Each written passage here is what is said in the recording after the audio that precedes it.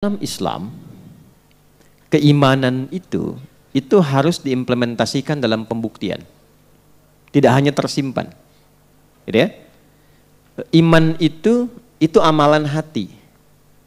Diketahui hati punya amal kalau dibuktikan lewat perilaku. Dan itu setiap amalan hati begitu rumusnya. Contoh, cinta itu bagian dari amalan hati. Bagaimana diketahui adanya cinta? Lewat perilaku, lewat ekspresi. Ayah dan ibu cinta pada anak. Dari mana taunya ayah dan ibu cinta dan sayang kepada anaknya? Ketika ayah dan ibu mengeluarkan ekspresinya.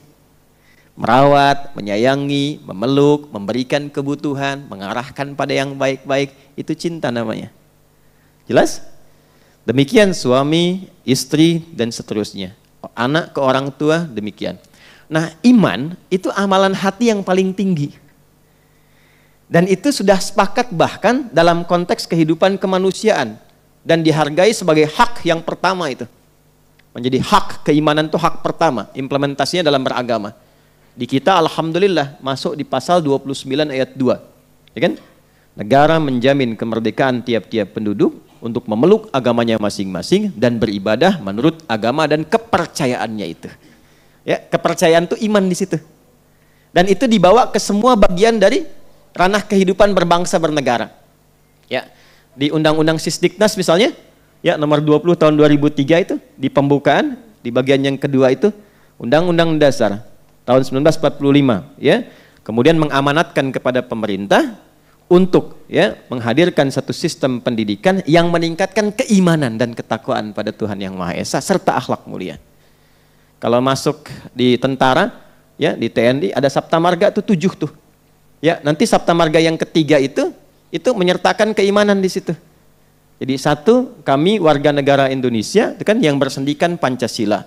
Yang kedua, jadi patriot. Yang ketiga, jadi kesatria. Jadi tentara itu bagian keempat Sabta Marganya. Kami kesatria Indonesia ya yang beriman tuh kepada Tuhan Yang Maha Esa ya serta menegakkan kebenaran, kejujuran ya dan keadilan. Itu ada iman di situ. Jadi negara kita itu bukan negara agama, tapi menjalani kehidupan berbangsa dan bernegara dengan dasar-dasar agama. Jelas ya? Nah, jadi kita bersyukur. Halo, kenapa bengong? Ya. Nah, jadi saya ingin katakan iman itu butuh apa? Pembuktian. Nah, itu baru amalan hati. Kalau terpendam, itu amalan hati. Dari mana taunya beriman? Dari mana taunya ada cinta? Dari mana taunya ada rasa? Kan ada ekspresi. Ya, saya lihat nih ada wajah-wajah single kan di sini. Ya kan? Kan ada rasa misalnya ingin bersatu gitu kan, ada rasa mencintai, dibuktikan kan? Pertama lewat apa? Hah?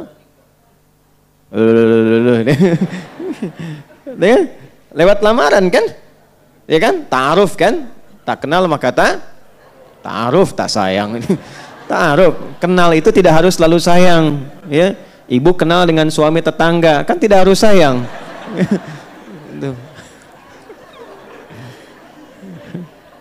Semoga Allah ampuni dosa kita. Ya. Ta'aruf, lamaran, kan diungkapkan saat lamaran khitbah kan? Setelah itu akad kan? Nah akad itu perwujudan yang paling tinggi untuk mewujudkan rasa kasih. Kan setelah lita'arafu, baru kemudian wa'atun nisa as-sadaqatihinna nihla, baru kemudian akad kan? Kan Quran surah 49 ayat 13, pindah ke Quran surah 4 ayat 4, pindah Quran surah 30 ayat 21 kan? Ke pernikahan. Nah ungkapan ekspresinya itu lewat akad dalam nikah. Makanya sering sekali saya tekankan, kalau ada anak muda datang kepada anak ibu hanya mengatakan, aku mencintai putra ibu, gak usah dengarkan, abaikan aja.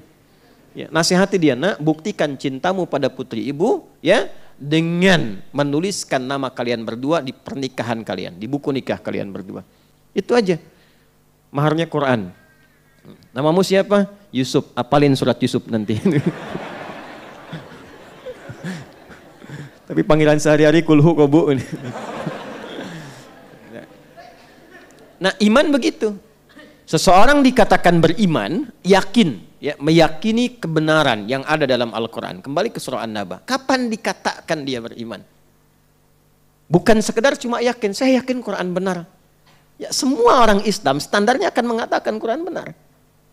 Tapi bagaimana seorang muslim dikatakan benar-benar beriman? Karena di Quran itu ada muslim, ada mukmin, berbeda. Ada orang datang kepada Nabi. Quran surah ke-49 ayat 14. Ada beberapa kalangan orang Arab Badui datang ke Nabi. Langsung mengatakan, ya, kami beriman ya Rasulullah. Amanna. Turun ayat. Mengonfirmasi langsung dari Allah. Ya, karena kan pemilik hati siapa? Allah. Yang tahu isi hati kita siapa? Turun Quran surah 49 ayat 14. Ya. Qalatil a'rabu amanna. Qul lam tu'minu. Lihat poinnya. Walakin qulu aslamna. Walamma yadkhulil imanu fi qulubikum. Sementara sebagian kalangan orang Arab Badui datang mengatakan kepada Nabi Muhammad SAW, kami telah beriman. Kata Allah, tunggu dulu. Katakan pada mereka, kalian baru berislam. Apa syarat Islam pertama? Syahadat kan? Asyhadu an la ilaha illallah wa asyhadu anna Muhammadan. Itu diucapkan oleh apa? Lisan. Nah, yang diucapkan di lisan ini turun ke kolbu enggak? Gitu. Kalau turun ke kolbu, nanti ada pembuktian. Makanya nanti Allah turunkan perintah-perintah dan larangan-larangan untuk membuktikan sudah ada iman atau belum. Untuk diekspresikan lewat bagian tubuh kita. Nah, itu pembuktiannya lewat amal. Amal yang didorong oleh iman itu yang disebut dengan amal soleh. Karena itu setiap perbuatan kita diatur, didorong oleh iman, dibuktikan. Maka turunlah kemudian perintah-perintah Allah yang disebut dengan ibadah itu. Ibadah itu sejatinya untuk menguji kita tuh punya iman atau enggak. Katanya beriman. Pembuktiannya apa? Maka turun ibadah. Nah, apa ibadah yang terkait dengan pembenaran Quran yang tadi kita tuliskan pada bagian yang pertama? Ya, meyakini kebenaran Al-Quran. Bagaimana prakteknya?